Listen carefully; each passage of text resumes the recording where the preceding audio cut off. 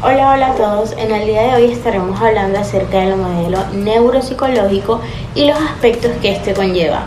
Este grupo está conformado por Angeli Rivera, Lucía Mensa, Natalia Acevedo, Daniela Marenco, Mayra Reales y mi persona, Keren Castro. La neuropsicología es una rama de la neurociencia que estudia las relaciones entre el cerebro y la conducta, tanto en sujetos sanos como en los sujetos que han sufrido algún tipo de daño cerebral. Su objeto de estudio es el conocimiento de las bases neurales de los procesos mentales complejos. Es por esto que la frase clave que nos ayudará a entender lo que trabaja la neuropsicología son procesos mentales superiores. Ahora, ¿a qué nos estamos refiriendo con esta frase? Esto quiere decir que la neuropsicología estudia las bases neuroanatómicas en relación a los procesos mentales como la atención, memoria, lenguaje, percepción, funciones ejecutivas y emoción, ya que todo esto unido nos hace ser quienes somos y cómo nos enfrentamos al mundo. Gracias a su campo de estudio se ha logrado comprender y trabajar en todos aquellos aspectos en donde se requiera evaluar o rehabilitar las funciones cognitivas mencionadas anteriormente y otros ámbitos como lo son el daño cerebral adquirido, la demencia, las dificultades de aprendizaje y las enfermedades neurodegenerativas. Esta parte de la psicología es muy importante ya que nos permite comprender cómo las lesiones cerebrales afectan al ser humano en el día a día y cómo las tareas que desempeñamos a menudo se ven afectadas por un mal funcionamiento dentro de nuestro sistema nervioso central. Algo tan sencillo como reconocer el rostro de una persona se convierte en todo un desafío. La principal contribución de la evaluación neuropsicológica aplicada a la psicología se centra en proporcionar datos objetivos sobre los déficits cognitivos que están relacionados con los trastornos mentales y cómo estos déficits afectan a la vida del paciente.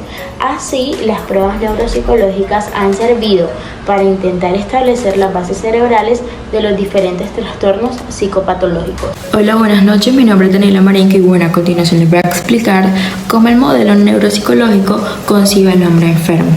Y teniendo en cuenta lo que ya he explicado mi compañera anterior acerca de la neuropsicología, sabemos que es esa ciencia que estudia todos los procesos mentales superiores en los cuales están la atención, memoria, percepción, lenguaje, praxias, funciones ejecutivas y emociones.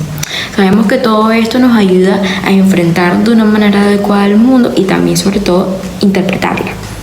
Ahora, en el momento en el que hay una alteración, pues cambia todo el procesamiento de la información que proviene del exterior. En un caso muy sencillo que podemos encontrar y que hemos estado, escuchando a lo largo de toda la carrera, es el hombre que confundió a su esposa con un sombrero. Y es que en un primer instante no podíamos entender o no teníamos los conocimientos previos para entender el por qué el hombre no podía reconocer o diferenciar su esposa de un sombrero, de un objeto inanimado. En este caso, nosotros podemos entender de que hay una alteración cerebral que impide que haya una interpretación en los objetos visuales. En este caso hay una hipnosis visual, esa incapacidad cerebral de entender o reconocer pues todos los estímulos visuales que se nos presentan. Y en modo de cierre, este modelo entiende o concibe el hombre enfermo como el cerebro que tiene una alteración y que no es capaz de procesar la información para conseguir, en este caso, reconocer una cara. Porque recordemos que al momento de estudiar todos los procesos mentales superiores interfieren cómo nosotros percibimos y nos enfrentamos al mundo. Y en este caso, si hay una alteración, nuestra forma de enfrentarnos y de percibir cambia totalmente. Buenas noches, mi nombre es Mayra Reales y les estaré compartiendo sobre la teoría de la enfermedad según el enfoque neuropsicológico. La neuropsicología ayuda a comprender que cerebro y mente son lo mismo, es decir, que todo proceso mental es debido a una actividad cerebral y que toda actividad cerebral produce procesos mentales. Estos procesos derivan de las operaciones del cerebro, por lo que un trastorno mental sería una alteración de la función cerebral. Una alteración neuropsicológica no se puede explicar por sí sola como un trastorno mental, ya que el ambiente y la experiencia ejercen acciones sobre el cerebro y pues algunas actividades neuronales se terminan dañando y otras no tanto. Por lo que la neuropsicología nos ha permitido cuantificar el déficit cognitivo y las alteraciones conductuales y emocionales que se producen en consecuencia de lesiones y disfunciones del cerebro. Es decir, que para la neuropsicología la enfermedad se produce por una alteración en el funcionamiento normal del cerebro y que se presentan por lesiones cerebrales. Un ejemplo de esto son las enfermedades neurodegenerativas, como la esclerosis múltiple, el Parkinson, traumatismos craneoencefálicos, tumores cerebrales, etc. Estas lesiones traen consigo alteraciones en las funciones superiores del cerebro como el habla, el lenguaje, la memoria, la atención y el comportamiento. Buenas noches a todos, mi nombre es Lucía Mesa y a continuación hablaremos acerca de esos aspectos diagnósticos que se tienen en cuenta en el modelo neuropsicológico. El diagnóstico, según la Real Academia Española, se define como ese acto de conocer la naturaleza de una enfermedad mediante la observación tanto de sus síntomas como de sus signos. Ahora bien, dentro del modelo neuropsicológico se tiene en cuenta el resultado de una evaluación tanto genérica como integral del paciente. Ahora bien, ¿de dónde se obtiene entonces este resultado evaluativo o diagnóstico?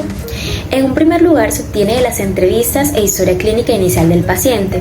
En un segundo lugar, por medio de la evaluación de un protocolo neuropsicológico, donde básicamente aquí se evalúa el coeficiente intelectual o pruebas de inteligencia, como son la escala Wechsler, la escala de aptitudes intelectuales, un Merry-Palmer, donde aquí se evalúan las funciones mentales superiores: atención, memoria, funciones ejecutivas, noticias, praxias, habilidades visoconstruccionales y demás.